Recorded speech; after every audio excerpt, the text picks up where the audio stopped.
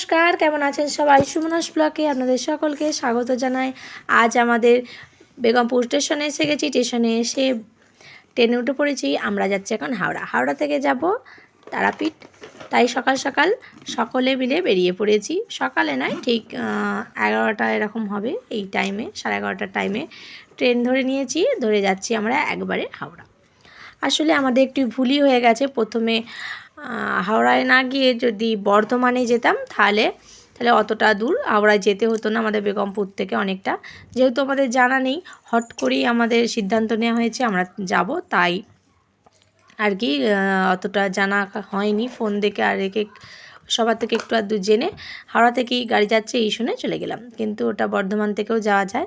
যাই হোক, আমরা চলে এলাম এখন হাওড়া এসে এখানে এখন দুষ্টুর পাপা গেছে টিকিট কাটতে গেছে। আমি এখানে দাঁড়িয়েছি। তারপর ট্রেনে করে চেপে ট্রেন থেকে নেবে আবারও অটো করে চলে গেলাম একদম তারাপীঠ।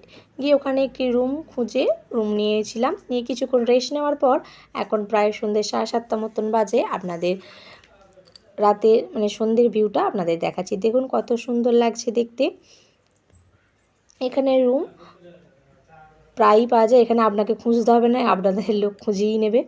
তারপর এখানে কিছুক্ষণ পর খাওয়া দাওয়া করে বাচ্চাদের নিয়ে সবাই মিলে বেরিয়ে পড়েছিলাম ওই মন্দিরে একটু আশপাশটা ঘুরে আসার জন্য।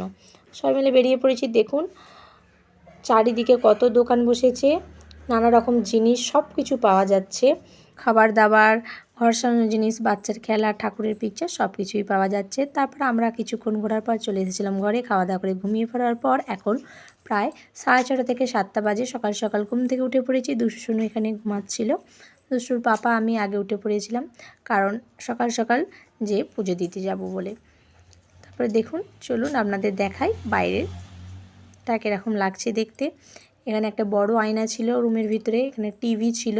মোটামুটি ভালোই, খারাপ বলা যায় না, রুমটি খুবই ভালো, নর্মাল আর কি, এসি ছাড়া।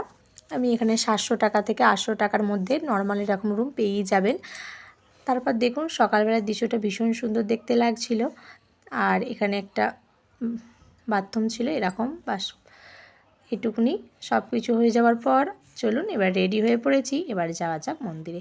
বাচ্চাদেরও রেডি করে দিয়ে সবাই স্নান টান করে রেডি হয়ে গেছি এবার মন্দিরে যাব বলে।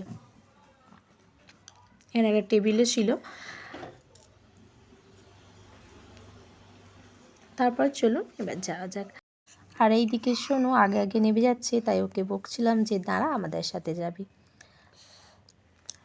তারপর এখানে মন্দিরে এসে আমরা পুজো দিয়ে দিয়েছি। পুজো আমাদের দেওয়া কমপ্লিট। এবার আসলে হালকা হালকা বৃষ্টি পড়ছিল, তাই জন্য কোনো ভিডিও করতে পারিনি। কিন্তু তারপর আমরা রুমে চলে এলাম। এসে খাওয়া দাওয়া করে রেস্ট নেওয়ার পর 12টা বাজার আগেই রুমটা ছেড়ে দিতে হবে, আর আমাদেরও বেরোতে হবে বাড়ির উদ্দেশ্যে। তাই রুম ছেড়ে পেমেন্ট করে চলে এলাম বাইরে। এসে অটো স্ট্যান্ডে এসে অনেকক্ষণ অটোর জন্য বসে থাকতে হয়। এখানে সবাই না হলে আবার অটো যায় না, হ্যাঁ যায়, রিজার্ভে যায়। যাই হোক, তারপর অনেক রিকোয়েস্টের পর আমরা সবাই মিলে বেরিয়ে পড়লাম অটো করে এবার যাব রামপুরহাট স্টেশন থেকে এবার ট্রেন ধরে যাব। দেখুন কত সুন্দর লাগছে দৃশ্যটা। সকাল সকাল পুজো দেওয়া হয়ে গেছিলো, তাই তাড়াতাড়ি বেরিয়ে যেতে পারলাম। পুজো টুজো দিয়ে সব কিছু গোছগাছ করে বাচ্চাদেরও খাইয়ে নিয়েছি। এবার অটো করে একদম বেরিয়ে পড়েছি। দুষ্টুর পাপা আগে বসেছিল, আমি মেয়েদের নিয়ে সামনে বসেছিলাম। দেখুন সকালের দৃশ্যটা ভীষণ সুন্দর লাগছে। আর ওই দেখুন মা তারার গেট, ভীষণ সুন্দর লাগছে। যেতে তো মন চাইছে না, কিন্তু কি করা যাবে। তারপর কথা বলতে বলতে আপনাদের সাথে চলে এলাম আমি রামপুরহাট স্টেশনে। অটো থেকে নেবে আমরা টিকিট কেটে নিলাম বর্ধমানের জন্য, কারণ এখান থেকে আমরা ডাইরেক্ট বাড়ি যাব না, বর্ধমানে যাব। বর্ধমানে ওখানে গিয়ে ওখানে 108টা মন্দির আছে, ওখানে দর্শন করে তারপর একেবারে বাড়ি যাব। তাই হাওড়া আর গেলাম না। আর বর্ধমান থেকেও আমাদের বাড়ি ট্রেনে করে, ওখান থেকেই সুবিধা, দূর হবে আমাদের হাওড়ায় গেলে, তাই সুবিধাটা ভালোই হলো। প্রথমে আমরা এখানে এসে টিকিট কাউন্টার থেকে টিকিট কেটে স্টেশনে এসে অনেকক্ষণ ধরে বসে আছি, কারণ ট্রেন এখনও 2 ঘন্টা লেট। তাই এখানে সবাই মিলে একটু পেয়ারা মাখা খেয়ে নিলাম। এখানে শুনো পেয়ারা মাখাটা একটু ঝাল টক লেগেছে আর কি, খাচ্ছিল না, তারপর পরে খেলো। সবাই মিলে পেয়ারা টিয়ারা খাওয়ার পর কিছুক্ষণ পর সব একে একে ট্রেনগুলো চলে যাচ্ছে, অথচ আমাদের ট্রেনটাই আসছে না।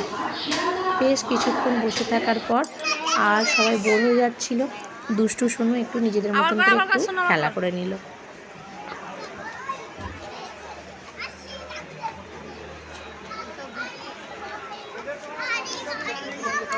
সব কিছুর পর এখন ট্রেন এসে গেছিলো। ট্রেনে উঠে আমরা চলে এলাম বর্ধমানে এসে দুষ্টু বাবা একটু চা খাচ্ছিলো, আমরাও টুকটাক খাওয়া দাওয়া করে নিলাম।